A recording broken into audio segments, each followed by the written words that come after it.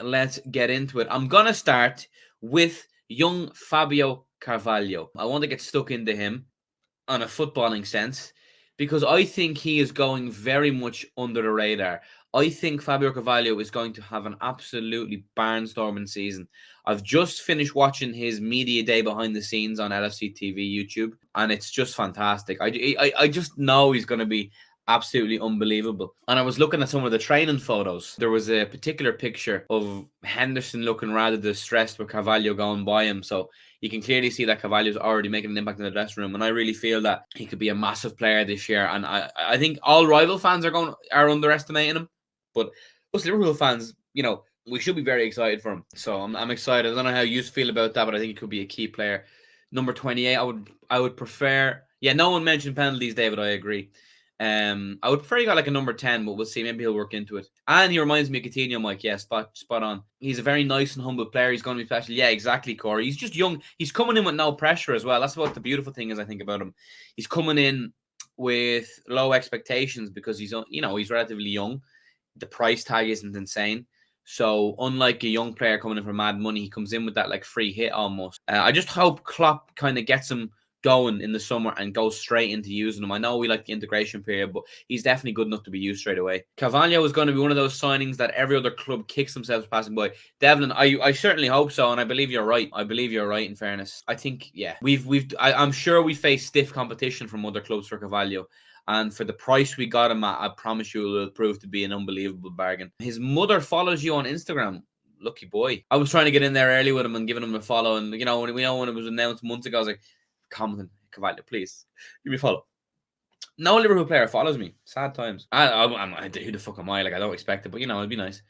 He still only had one full season of professional football, so I expect the season to be one where he's gradually bedded in. Yeah, Jake, I reckon so, to be fair. I mean, obviously, I'm very excited for him, but I could be maybe expecting too much because he is only a young lad and I've only had like one full season where he was like a key player. Klopp will integrate him in, though, I'd imagine, but he's a very exciting player and he just looks unreal.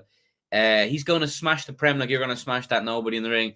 Corey, Adam, you know your stuff.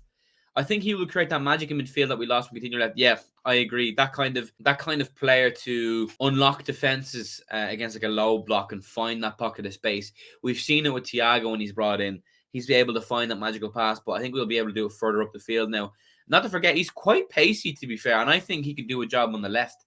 He's one of those players that is versatile, but in a good way. I think he'll play well off the left also.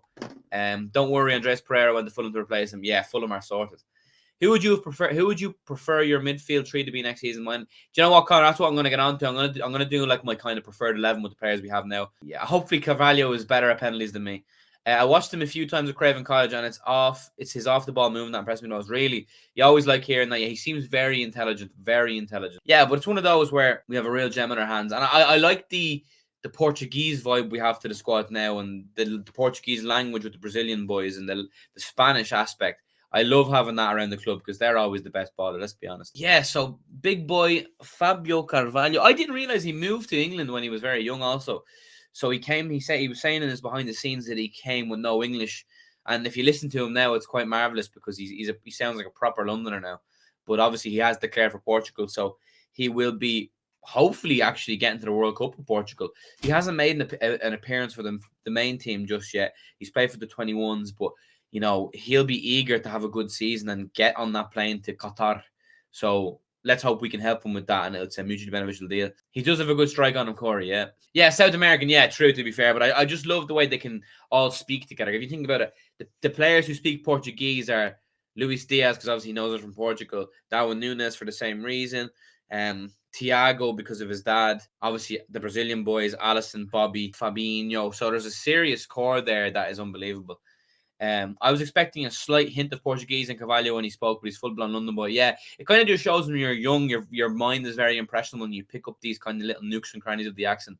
But yeah, fair play to him. He's declared for Portugal, and he'd get in either team, hopefully. Probably a better chance for him to do well on the international stage with Portugal because there is a lot of competition with England. So for his career, probably going with Portugal is the best show. Yeah, as I said, I wished he kind of had a more prominent number, but no doubt after a good first season, he'll take that number 10. I'm going to go against what I was saying. As much as I want Klopp to kind of use him from the get-go, I do imagine he will be like integrated slowly. I can't imagine he'll be starting straight away. I do think we'll see him in pre-season, which is only 6 days away. I believe we're playing Man United, which is unbelievable how quick that's come back around. Yeah, he was with his dad. That was very wholesome. But yeah, we kind of bled Carvalho dry there. But again, just to reiterate, he's one for the future, one for the now. But we have him for a long time, and long may continue. I don't know if you know that. You know that Narcos meme of Pablo Escobar like looking around and smoking a cigar. That video was uploaded and it just says Klopp looking at Carvalho in training and realizing that he got himself a peak Coutinho for 5 million. Like that, I think I know we've talked about this at the top of the stream, but for anyone who's coming in, I have to reaffirm my excitement at Carvalho. I think if we end next season with him as our player of the season, I won't be shocked. That's a big claim, I know. But if he's given game time, I think he's a certified baller. Reports of interest from Juventus have emerged in Italy of late, but it is unlikely Liverpool will entertain any offers for Roberto Firmino at present. So never fear. Bobby Firmino is here to stay. The rumored fee is around 25 million euro. So there has been very strong reports of Juventus links with Firmino, which I think would be a great signing for them and a great move for him. But of course, I don't want to see the man leave. I kind of want to see him play his last season and win more silverware. I'm not listening to any more Firmino talk. Did you see his beautiful smile coming into training, Bobby? Yeah, exactly. I don't think Firmino wants to leave. I think unlike Mane, unlike Salah, I think Firmino kind of recognizes he's come down a little bit in the pecking order, so he's kind of happy to be a bit part player. I think having Firmino on the bench is going to be unbelievable. I mean, who's to say that he'll be on the bench? Firmino has a lot to offer Liverpool still. If you recall the Southampton game at the back end of last season, he got the man of the match. He's still, with the right team around him, with a few. I remember he came on. I don't know who he came on against, but it was a very poor cameo where he was giving the ball away. He looked sloppy. That just comes with the territory, not playing week in, week out. But giving him a run of games and a bit of game time, he'll be flying. Firmino will stay and be a legend. Book Luigi, I agree. Firmino is Mr. Liverpool. Hope he stays. Yeah, so do I. I know he only has 1 year left in his deal, and the likelihood of him getting a new deal is probably not likely. But for that reason, let him stay. Let him do his last year, and let us win more stuff together.